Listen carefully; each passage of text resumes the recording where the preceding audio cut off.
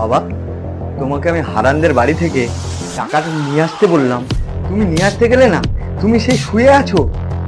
একটা কাজ করলে কি হয় তোমার, একটু তো আনতে পারতে। যত সব, শুধু শুয়ে শুয়ে খাবে আর বসে থাকবে। তুই এত বড় কথাটা খোকা আমাকে বলতে পারলি? আমি এই 3 দিন ধরে বিছানা থেকে উঠতে পারি না, আর তুই আজকে আমাকে এত বড় কথা বলতে পারলি। তোর দাদাকে আমি বললাম যে আমার কাশির ওষুধটা শেষ হয়ে গেছে, একটু এনে দিত। তোর দাদা বললো আমি পারবো না। আর তুই আমাকে কিনা বলছিস ওদের বাড়ি থেকে কিছু টাকাটা আনতে।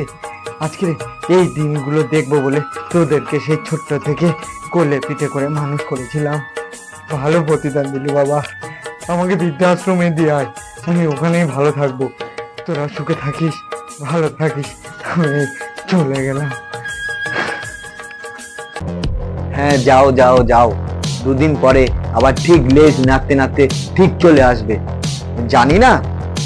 যাও, যেখানে যাবে যাও, তোমার মতো বাবা আমার দরকার নেই।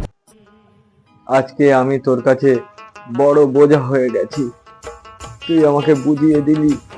ঠিক আছে, তুই ভালো থাকিস, সুখে থাকিস, আমি চলে গেলাম। আমার মতো এত সুখ